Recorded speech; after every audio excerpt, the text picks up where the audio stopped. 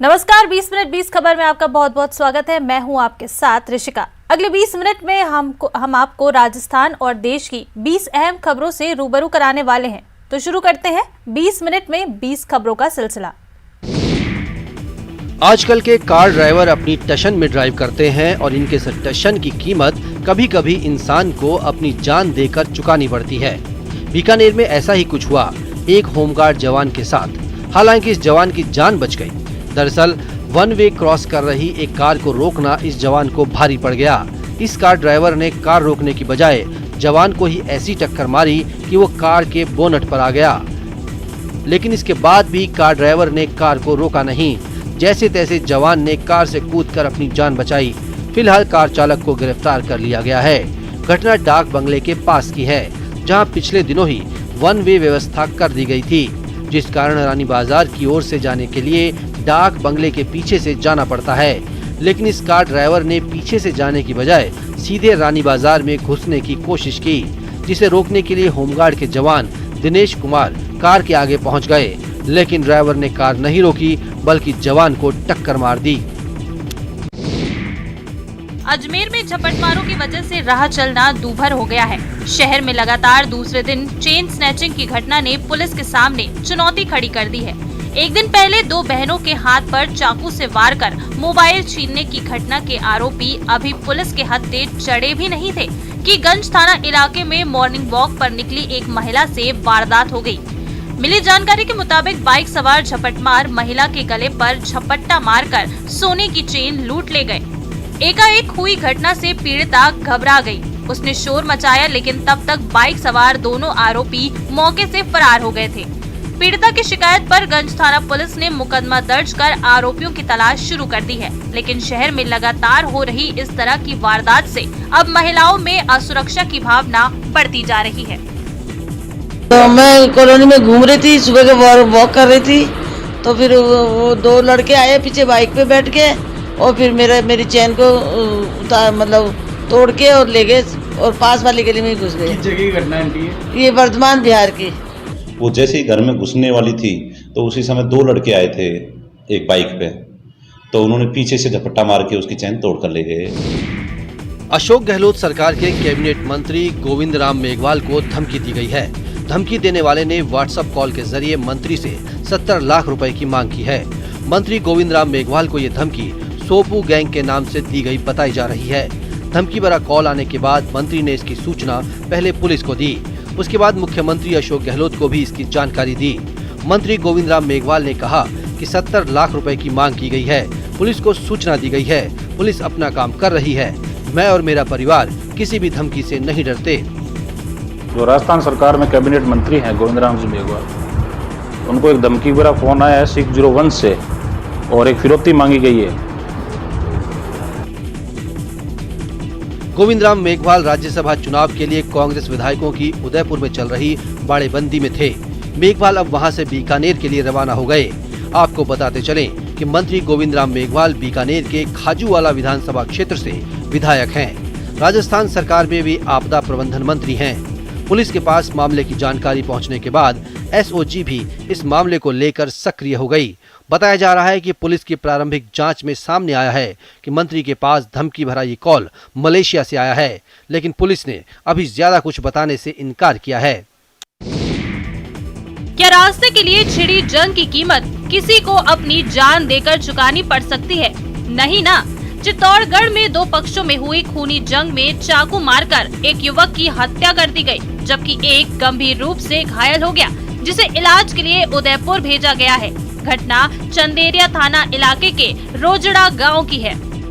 हमको रात को 11 बजे सूचना मिली थी कि भाई मेरे किसी ने चाकू लगा दिया और आप लोग यहाँ हो। फिर मैं और सरपंच साहब सभी वहाँ गए, फिर उनको लेके हॉस्पिटल में आए।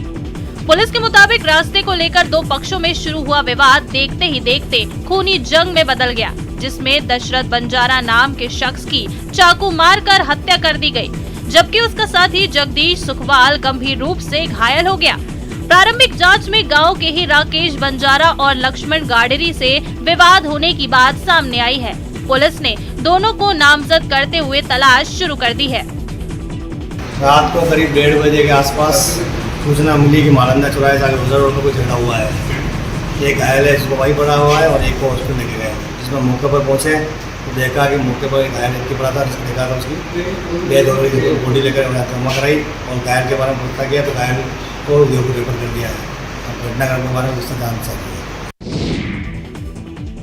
कैमरे से नजरें चुरा रहा ये वो सरकारी अफसर है जो रिश्वत को जन्म सिद्ध अधिकार समझता था और बड़े सुनियोजित तरीके से घूस लेता था। लेकिन इस बार एसीबी ने रिश्वत की इसकी दुकान का शटर गिरा दिया। एसीबी ने श्रीगंगानगर के लखा हाकम ग्राम पंचायत के ग्राम विकास अधिकारी सुरेश मीणा को 10,000 रुपए की घूस लेते हुए रंगे हाथों ट्रैप कर लिया। सुरेश मीणा के खिलाफ 3 प्लॉटों के पट्टा नवीनीकरण और इंतकाल दर्ज करने की एवज में 15,000 रुपए की रिश्वत मांगे जाने की शिकायत दर्ज कराई गई थी। सत्यापन के बाद एसीबी ने जाल बिछाया और आरोपी को 10,000 की घूस लेते धर दबोचा। आरोपी सुरेश मीणा जयपुर के मुरलीपुरा क्षेत्र का रहने वाला है। सुरेश मीणा के आवास की सघन तलाशी ली जा रही है। विकास अधिकारी द्वारा परिवादी किशन लाल वर्मा के गांव के 3 प्लाट के पट्टों के एवज में 15,000 रुपये रिश्वत की मांग नवीनीकरण करने के लिए की गई व इंतकाल दर्ज करने के लिए की गई। बाद में सौदा 10,000 रुपये में तय हुआ। आज परिवादी को 10,000 रुपये की रिश्वत की राशि लेते हुए उसके निवास स्थान वार्ड नंबर 2 रायशिया नगर से गिरफ्तार किया गया। बाड़मेर जिले के गुढ़ामलानी थाना क्षेत्र के रामजी का गोल सरहद में एक बार फिर तेज रफ्तार स्विफ्ट कार अनियंत्रित होकर पलट गई, जिससे कार सवार 2 लोगों की मौके पर ही दर्दनाक मौत हो गई, जबकि एक व्यक्ति गंभीर रूप से घायल हो गया। हादसे की जानकारी मिलते ही रामजी का गोल चौकी पुलिस मौके पर पहुंची और घायलों को अस्पताल में भर्ती कराया।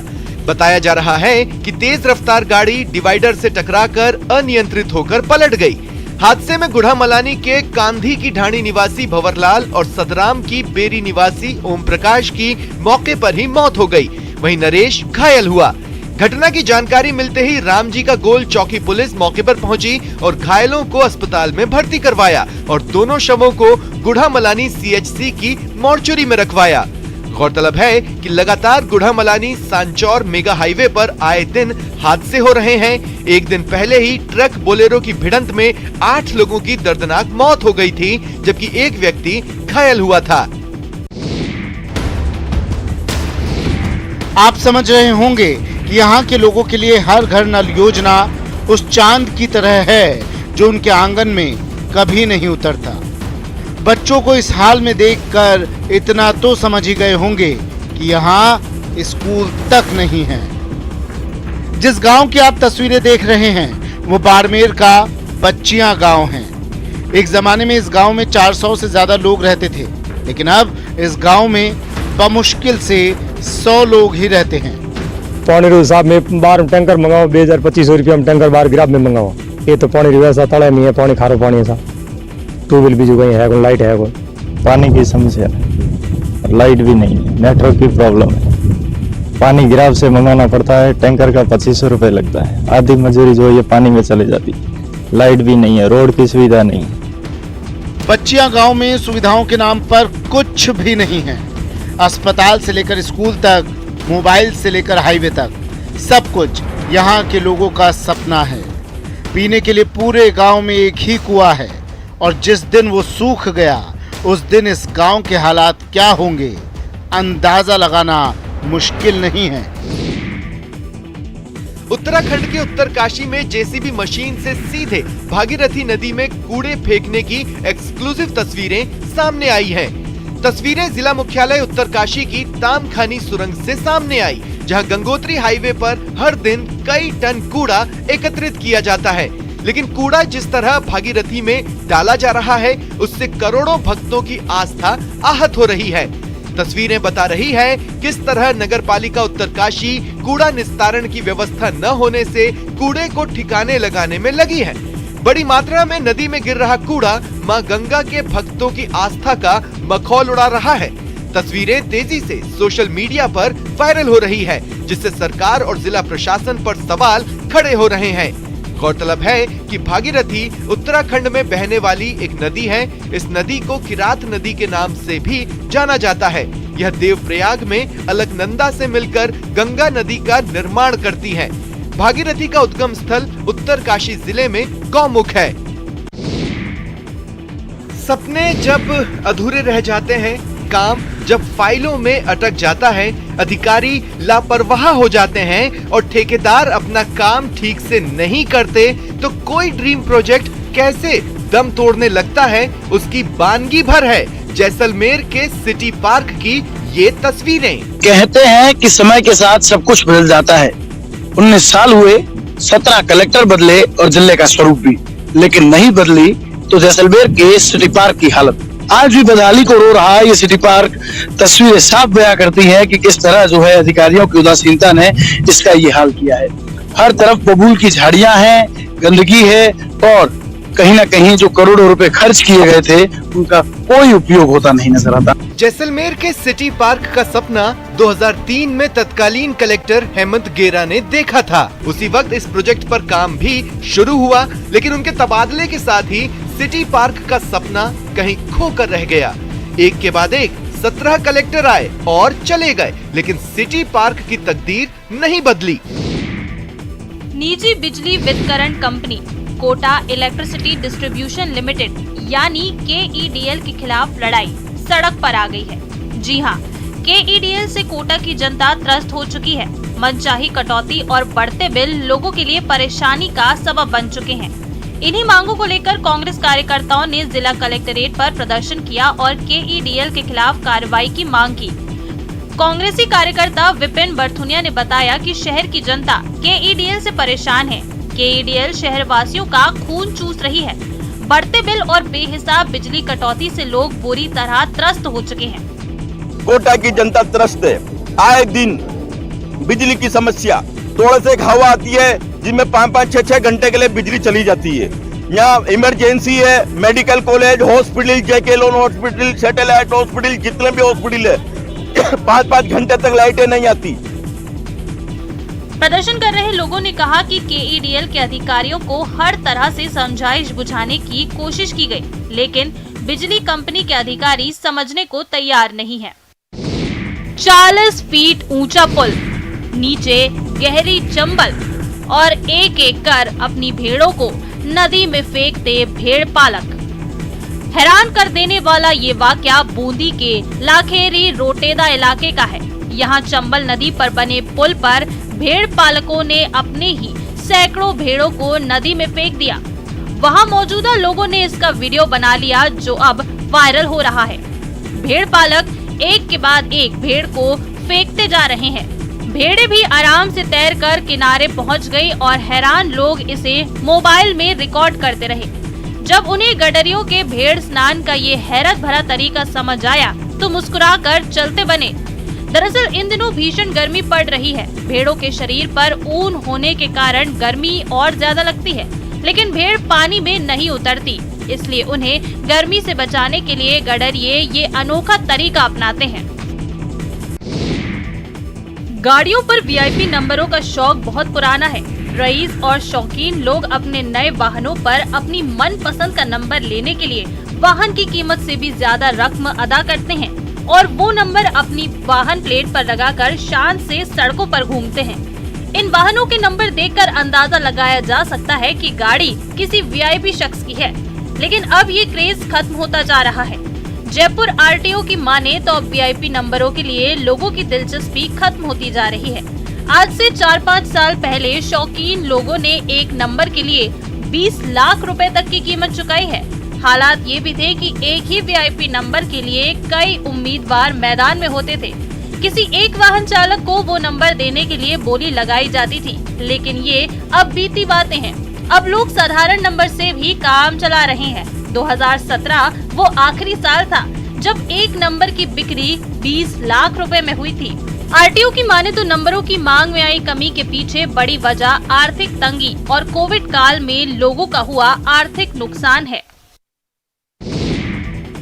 फ्रांस में चल रहे पैराशूटिंग वर्ल्ड कप में जयपुर की अवनी लेखरा ने गोल्ड मेडल जीता है। जयपुर की अवनी लेखरा ने मंगलवार को 10 मीटर एयर राइफल वर्ग में 250.6 अंकों के साथ वर्ल्ड रिकॉर्ड बनाते हुए मेडल हासिल किया।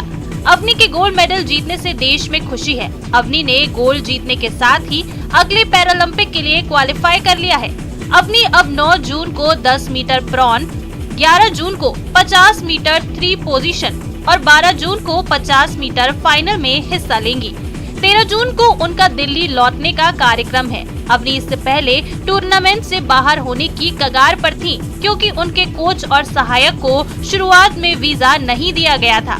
भारतीय खेल प्राधिकरण और खेल मंत्रालय के हस्तक्षेप के बाद ये मामला सुलझा लिया गया था। अवनी ने पिछले साल अगस्त में टोक्यो पैरालंपिक में SH1 वर्ग में 10 मीटर एयर राइफल स्टैंडिंग स्पर्धा का स्वर्ण पदक जीता था। उन्होंने महिला 50 मीटर राइफल 3 पोजीशन SH1 स्पर्धा में भी कांस्य पदक जीता और पैरालंपिक में एक से अधिक पदक जीतने वाली पहली भारतीय महिला बनी।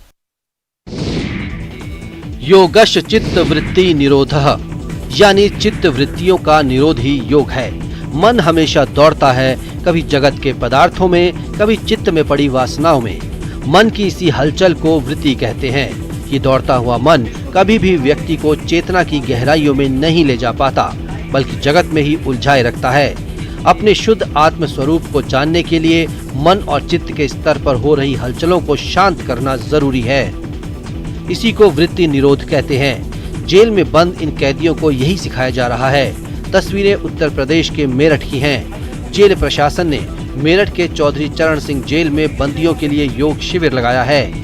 जेल अधीक्षक ने बताया, अंतर्राष्ट्रीय योग दिवस के मद्देनजर ये कार्यक्रम आयोजित किया गया है।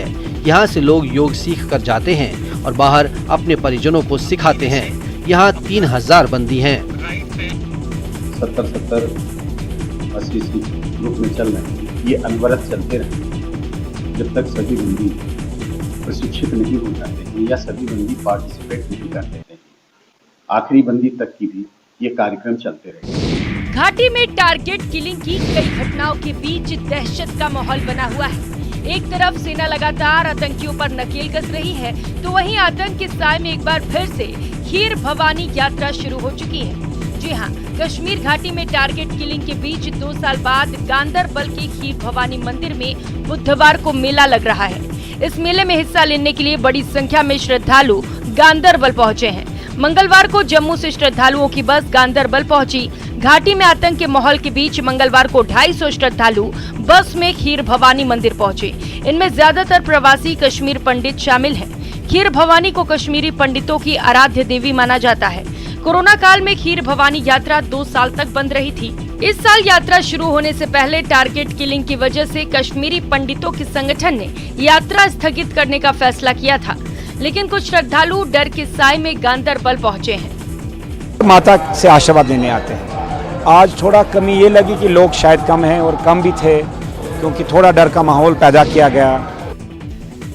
सूखे कुएं में गिरा लेपर्ड, मौके पर पहुंचे तमाशबीन और बेजुबान को निकालने के लिए लगाई जा रही जुगत। इस जुगत से अनजान कुएं में पड़ा लेपर्ड बार बार अपनी कातर निगाहों से मदद की गुहार लगा रहा था। खुद को कुएं से निकालने की फरियाद कर रहा था। ऐसी कातर पुकार जिससे पत्थर से पत्थर दिल भी पसीज जाए। तस्वीरें सवाई माधोपुर स्थित रणथंभौर नेशनल पार्क से सटे कुतलपुरा मालियान गांव की है, जहां एक लेपर्ड सूखे कुएं में गिर गया। लेपर्ड की दहाड़ सुनकर मौके पर बड़ी संख्या में ग्रामीणों की भीड़ जुट गई। गांव वालों ने इसकी सूचना वन विभाग को दी, जिसके बाद वन विभाग की रेस्क्यू टीम मौके पर पहुंची और करीब 1 घंटे की कड़ी मशक्कत के बाद लेपर्ड को कुएं से सकुशल बाहर निकाला। इस दौरान लेपर्ड को देखने के लिए काफी संख्या में लोगों की भीड़ भी जमा हो गई। रेस्क्यू टीम प्रभारी राजवीर सिंह, बालकिशन सैनी, जसकरण मीणा मौके पर मौजूद रहे। लेपर्ड के रेस्क्यू के बाद लोगों ने राहत की सांस ली। इसके बाद लेपर्ड को रणथंभौर के जंगल में छोड़ दिया गया। सवाई माधोपुर के पुराने शहर स्थित गलता मंदिर में बुधवार अल सुबह एक भालू आ गया, जिससे मंदिर में मौजूद लोगों में हड़कंप मचा। मंदिर के पुजारी ने इसकी सूचना वन विभाग को दी, जिसके बाद वन विभाग की रेस्क्यू टीम मौके पर पहुंची और भालू का रेस्क्यू किया। संवाददाता से मिली जानकारी के मुताबिक एक भालू रणथंभौर के जंगलों से निकलकर पुराने शहर स्थित गलता मंदिर में जा घुसा। भालू के मंदिर परिसर में घुसने की सूचना पर मौके पर स्थानीय लोगों की भीड़ जुट गई। लोगों ने वन विभाग को सूचना दी। इत्तला के बाद रणथंभौर की रेस्क्यू टीम मौके पर पहुंची। टीम ने कड़ी मशक्कत के बाद भालू को ट्रैंक्विलाइज किया, जिसके बाद रेस्क्यू टीम ने भालू को रणथंभौर के जंगल में सुरक्षित छोड़ दिया। रेस्क्यू टीम प्रभारी राजवीर सिंह ने बताया कि एक भालू गलता मंदिर में घुस गया। भालू मंदिर की परिक्रमा में घुस गया। मंदिर की परिक्रमा में अंधेरा होने की वजह से भालू को ट्रैंक्विलाइज करने में दिक्कत आई। करीब 1.5 घंटे की कड़ी मशक्कत के बाद भालू को ट्रैंक्विलाइज किया गया और फिर भालू को सुरक्षित रणथंभौर के जंगल में छोड़ दिया। भालू के रेस्क्यू करने के बाद स्थानीय लोगों ने राहत की सांस ली। आपके टीवी स्क्रीन पर नजर आ रहा ये वो किन्नर कैलाश है जिसमें असीम शक्तियां हैं। कहा जाता है कि किन्नर कैलाश दिन में 7 बार रंग बदलता है, जबकि इसके आसपास मौजूद पहाड़ियों का रंग एक जैसा ही रहता है। इतना ही नहीं, शिवलिंग का रंग भी बार बार बदलता रहता है, जिसे किन्नौर ही नहीं बल्कि बाहरी राज्यों से आए लोगों ने भी अपनी आंखों से देखा है। वैसे तो देवों के देव महादेव कैलाशपति हैं। हिमालय के गर्भ में बसा कैलाश भोलेनाथ को अत्यंत प्रिय है, लेकिन हिमाचल के किन्नौर में मौजूद किन्नर कैलाश भगवान शिव का शीतकालीन निवास माना जाता है। 12 महीने बर्फ की चादर ओढ़े पहाड़ों के